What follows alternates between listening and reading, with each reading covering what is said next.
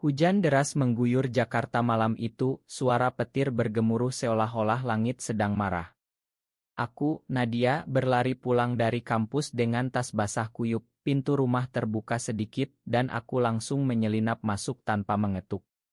Saat aku membuka pintu kamar Ibu Tiri, apa yang kulihat membuat jantungku berhenti. Ibu Tiri, Bu Rina, sedang berciuman mesra dengan seorang wanita lain, tangan mereka saling bertautan penuh gairah. Aku mundur pelan tapi kaki kursi tergeser, suara kecil itu cukup untuk membuat mereka berpisah. Bu Rina menoleh, wajahnya pucat pasi, matanya penuh ketakutan. Wanita itu yang kulihat adalah teman lamanya dari kantor, buru-buru merapikan baju dan pergi tanpa sepatah kata pun. Malam itu, rumah terasa lebih dingin dari biasanya. Ayah sedang dinas luar kota, jadi hanya aku dan Bu Rina yang tersisa. Aku duduk di ruang tamu, memandang hujan di luar jendela, pikiranku berputar-putar. Bu Rina mendekat, duduk di seberangku, tangannya gemetar memegang secangkir teh. Nadia, apa yang kamu lihat tadi? Itu bukan seperti yang kamu pikirkan, katanya pelan, suaranya bergetar. Tapi aku tahu apa yang kulihat. Bu Rina, wanita yang menikah dengan ayahku 5 tahun lalu setelah ibu meninggal, selalu tampak sempurna, cantik, ramah, dan taat beragama. Dia yang mengajari aku sholat 5 waktu, yang memasak nasi goreng auritku setiap pagi.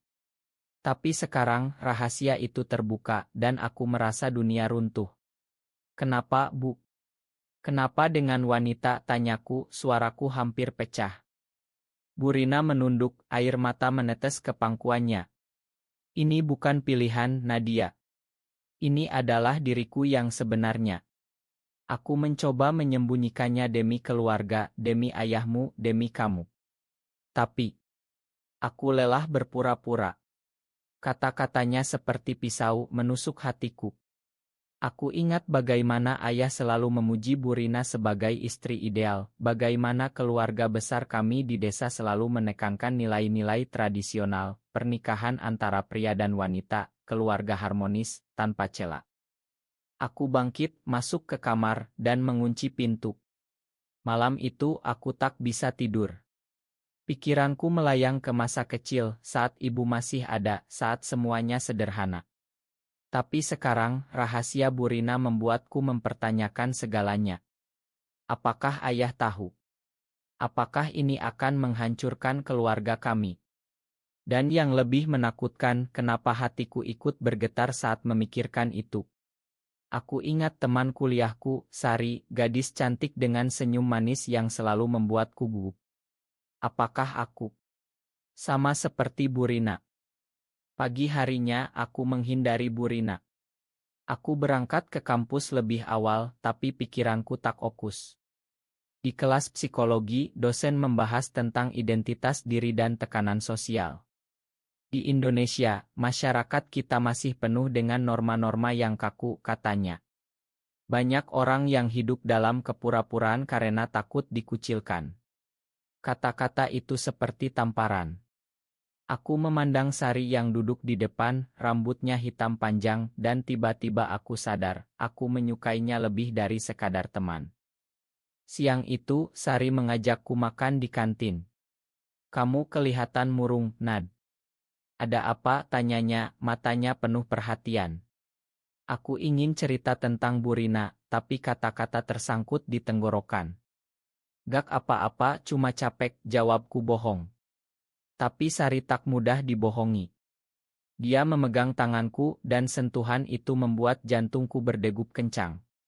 Kamu bisa cerita ke aku kapan saja, katanya lembut.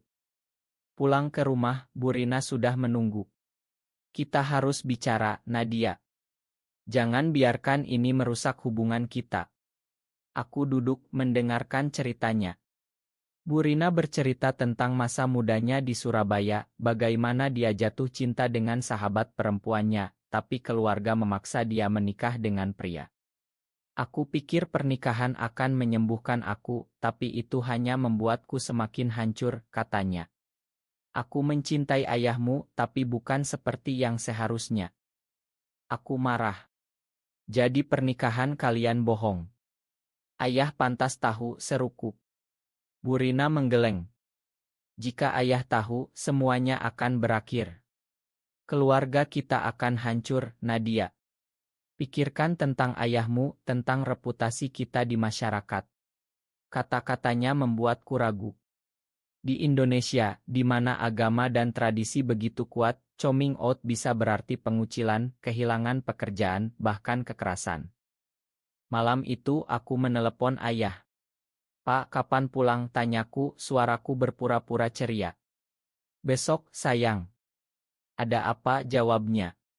Aku diam, tak bisa bilang apa-apa. Aku memutuskan untuk diam dulu, tapi rahasia itu seperti bom waktu. Beberapa hari kemudian, Sari datang ke rumah. "Aku khawatir sama kamu," katanya. Kami duduk di teras, hujan kembali turun. Aku cerita sedikit tentang masalah keluarga, tanpa detail. Sari mendengarkan lalu berkata, "Aku juga punya rahasia, Nad. Aku suka perempuan." Matanya menatapku penuh harap. Aku terkejut, tapi juga lega. "Aku juga." "Mungkin," bisikku. Tapi saat itu Burina pulang dan melihat kami. Matanya melebar dan aku tahu konflik baru saja dimulai. Hari-hari berikutnya terasa seperti mimpi buruk. Aku menghindari Burina sebisa mungkin, tapi rumah kecil kami di pinggiran Jakarta membuat itu sulit. Setiap pagi dia menyapa dengan senyum paksa, tapi matanya penuh kekhawatiran. Aku tahu dia takut aku akan cerita ke ayah. Ayah pulang besok malam dan tekanan semakin besar. Di kampus, Sari menjadi satu-satunya pelabuhan aman. Kami bertemu di perpustakaan berbicara pelan tentang perasaan kami. "Aku sudah lama suka kamu, Nad," katanya suatu siang, tangannya menyentuh lenganku. Aku merasa hangat, tapi juga takut. "Tapi bagaimana dengan masyarakat? Keluarga?" tanyaku. Sari tersenyum pahit. "Di Indonesia, kita harus hati-hati. Banyak temanku yang diusir dari rumah karena ini." Ceritanya membuatku ingat Burina. Apakah dia juga mengalami hal yang sama? Malam itu aku konfrontasi Burina lagi. "Bu, wanita itu siapa?" tanyaku langsung. Burina duduk, wajahnya lelah. "Dia Lina, teman lama dari masa kuliah. Kami pernah bersama, tapi aku memilih jalan aman, menikah." Matanya berkaca-kaca. Aku pikir itu benar, tapi sekarang aku sadar, itu hanya menyakiti semua orang. Aku mendengar ceritanya tentang bagaimana keluarga di desa memaksa dia, bagaimana agama menjadi alasan untuk menekan perasaannya. "Aku tak ingin kamu seperti aku, Nadia. Jika kamu punya perasaan yang sama, jangan sembunyikan. Tapi pikirkan risikonya." Kata-katanya membuatku marah. "Hipokrit. Bu sendiri sembunyikan dari ayah," seruku. Burina menangis. "Aku lakukan itu demi kalian. Ayahmu baik, dia tak pantas dikhianati." Pagi harinya ayah pulang. Dia memelukku dan Burina, tak sadar ada yang salah. Malam itu makan malam terasa tegang. Aku memandang Burina yang berusaha normal. Tapi setelah ayah tidur, Burina mendekatiku. "Tolong jangan cerita. Beri aku waktu untuk pikir." Aku setuju, tapi hati kecilku bilang itu salah. Di kampus, Sari mengajakku ke acara komunitas rahasia untuk di Jakarta. "Ini tempat aman," katanya. Aku ragu, tapi ikut. Di sana, aku bertemu banyak wanita seperti kami, berbagi cerita tentang diskriminasi, tentang perjuangan melawan norma masyarakat. Salah satu wanita, Maya, bercerita tentang bagaimana dia dipecat dari kerja karena orientasinya terbongkar.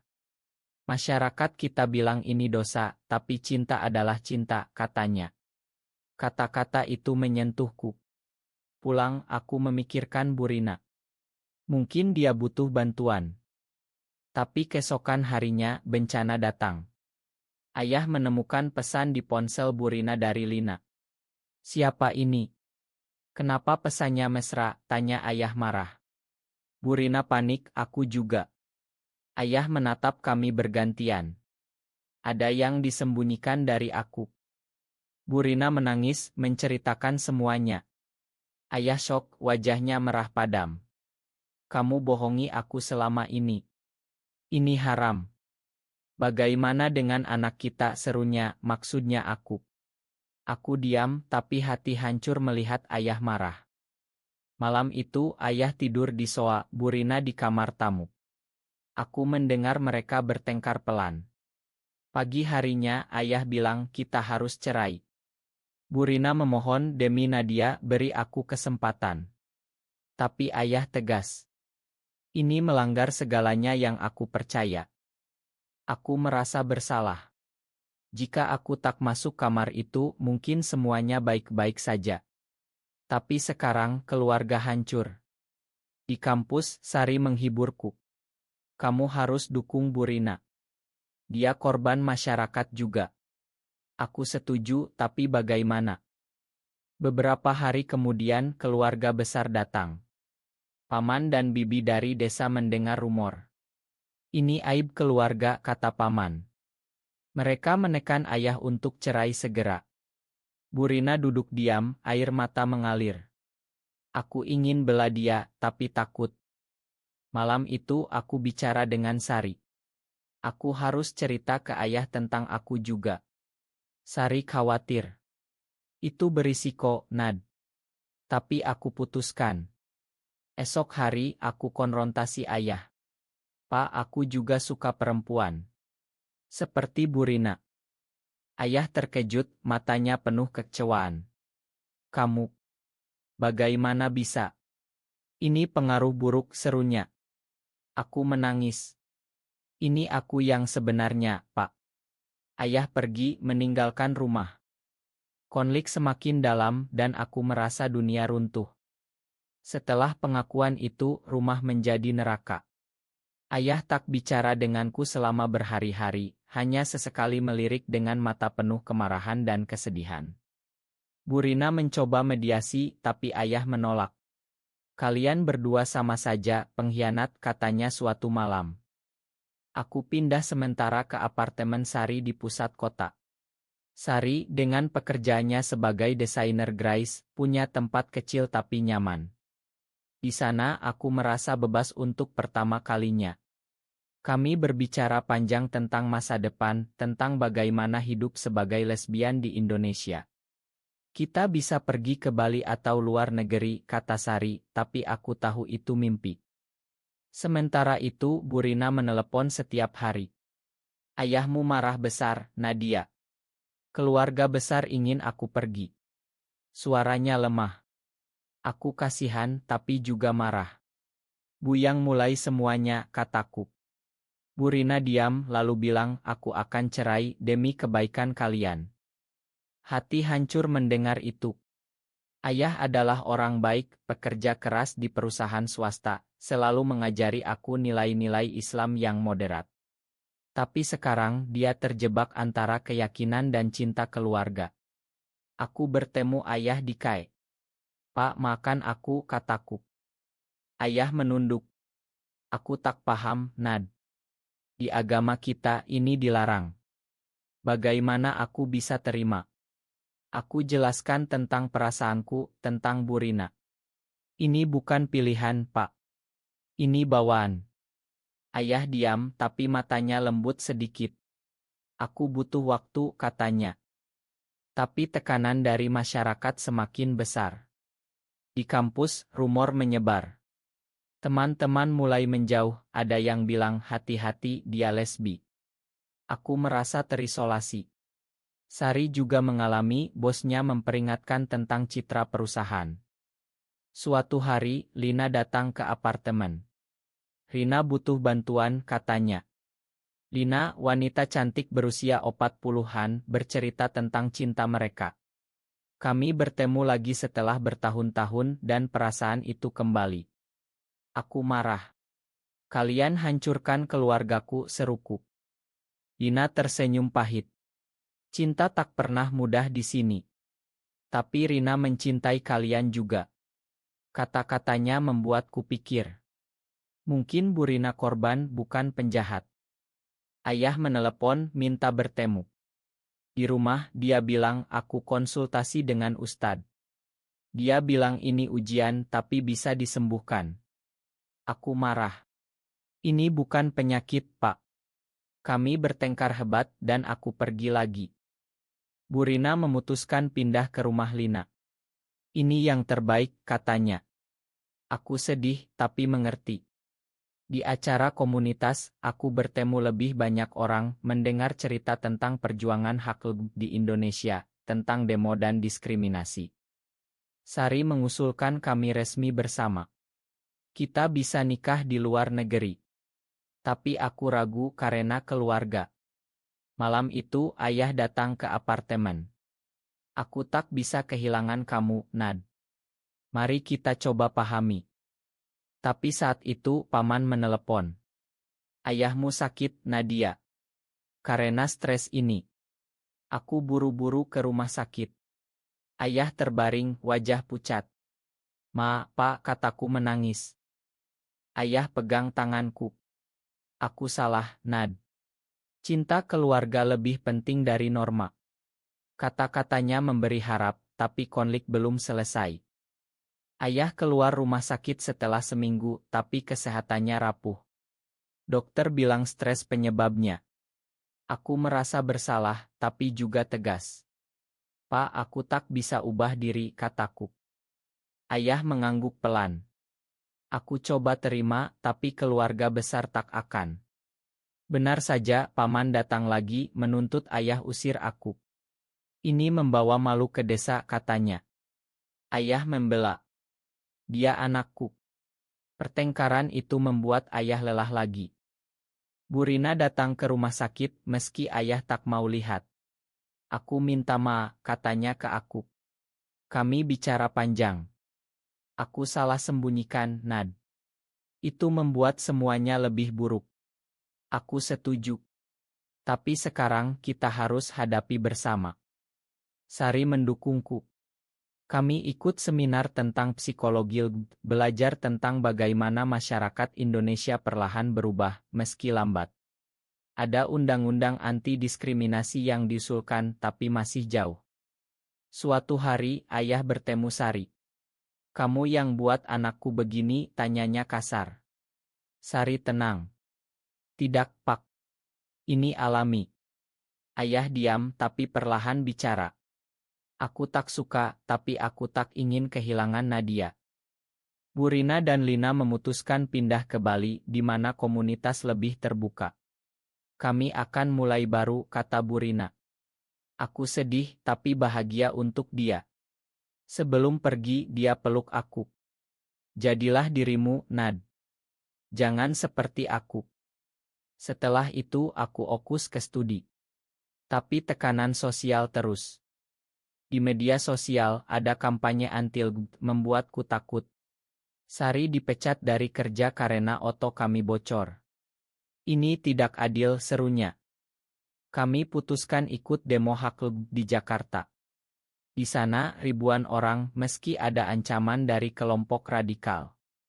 Aku berpidato singkat. Kami hanya ingin dicinta seperti orang lain. Tapi setelah demo, ayah marah. Kamu bahayakan diri. Konflik mencapai puncak saat paman datang dengan Ustadz. Kita harus obati Nadia, katanya. Mereka ingin bawa aku ke terapi konversi. Ayah ragu, tapi tekanan besar. Aku lari ke apartemen Sari. Malam itu kami putuskan pergi. Kita ke Australia, di sana legal, kata Sari. Tapi aku tak bisa tinggalkan ayah. Aku kembali konfrontasi keluarga. Ini aku terima atau tidak, seruku. Ayah berdiri di sisiku. Cukup. Nadia anakku, aku dukung dia. Paman pergi marah, tapi ayah memelukku. Ma, sayang. Aku salah. Tapi harga yang dibayar besar, keluarga besar memutus hubungan, ayah kehilangan dukungan dari desa. Tahun berlalu, tapi luka masih ada. Aku lulus kuliah, kerja di Ngohak Manusia di Jakarta. Sari menjadi pasanganku resmi meski tak legal di Indonesia. Kami hidup hati-hati tapi bahagia. Ayah hidup sendirian tapi kami bertemu rutin. Dia belajar menerima bahkan berteman dengan Bu Rina yang sekarang bahagia di Bali dengan Lina. Aku salah paksa Rina, katanya suatu hari. Tapi masyarakat masih keras. Ada kasus kekerasan terhadap membuat kami waspada. Aku ikut advokasi berbicara di forum tentang pentingnya penerimaan. Suatu malam ayah bilang, aku bangga sama kamu, Nad. Kamu kuat. Kata-katanya menyembuhkan luka lama. Cinta kami meski penuh pengorbanan membawa perubahan. Bu Rina kembali sesekali berbagi cerita. Pilihan aku dulu salah, tapi sekarang benar, katanya. Apakah menyembunyikan identitas diri demi keluarga adalah pilihan yang benar, atau justru membawa lebih banyak kerusakan?